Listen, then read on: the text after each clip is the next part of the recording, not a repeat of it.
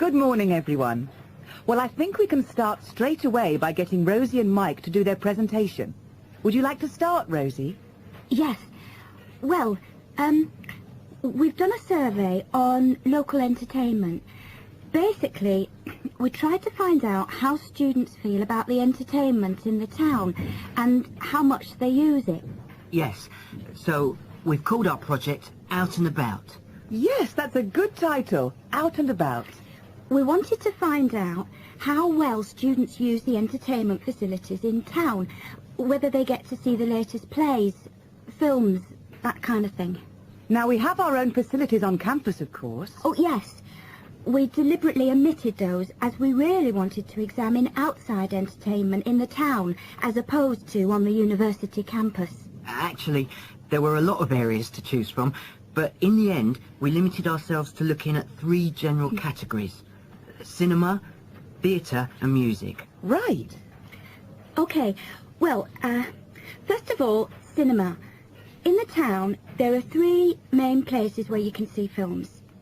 There's the new multi-screen cinema complex, the old park cinema, and a late-night Odeon.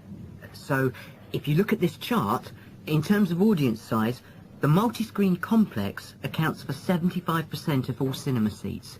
The park cinema accounts for 20% of seats, and the late-night Odeon has just 5% of seats.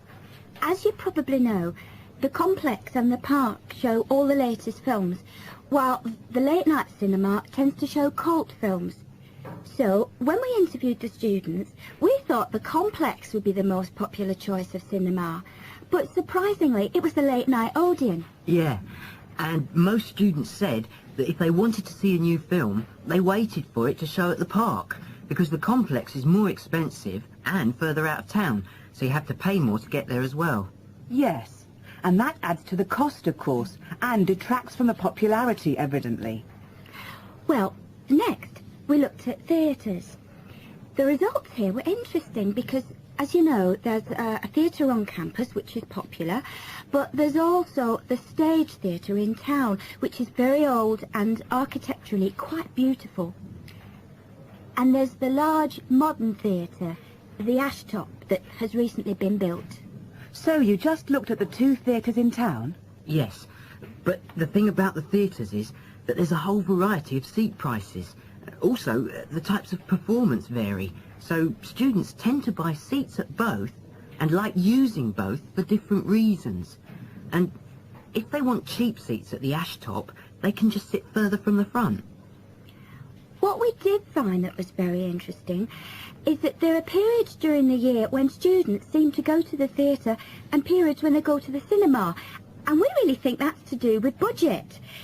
If you look at this graph, you can see that there's a peak around November, December when they go to the theatre more, and then a period in April, May when neither is particularly popular, and then theatre viewing seems to trail off virtually, while the cinema becomes quite popular in June, July. I think you're probably right about your conclusions. Well, lastly, we looked at music, and this time we were really investigating the sort of small music clubs that offer things like folk, or specialise in local bands. So not musicals as such? That's right. We looked at 3 small music venues and we examined the quality of the entertainment and the venue and gave a ranking for these. A cross, meaning that the quality was poor, a tick, meaning it was okay, and 2 ticks for excellent. First of all, the Blues Club, which obviously specialises in blues music. This was a pretty small place and the seating was minimal, so we didn't give that a very good rating. No, we don't recommend that one, really. Then the Sansu, which plays a lot of South American music. It was a big place, very lively, good performers, so 2 ticks for that one. The Pier Hotel is a folk venue, a good place for local and up-and-coming folk artists to play. Not the best of venues, as it's in a basement and a bit dark, but the quality of the entertainment was reasonable and the lighting was very warm, so we felt it deserved an average rating. Now finally, there's the Bald Rock Cafe, which features big rock bands and is pretty popular with students, and we enjoyed ourselves there as well. So, top marks for that one. And then, did you get any information from the students as to which of the clubs they preferred?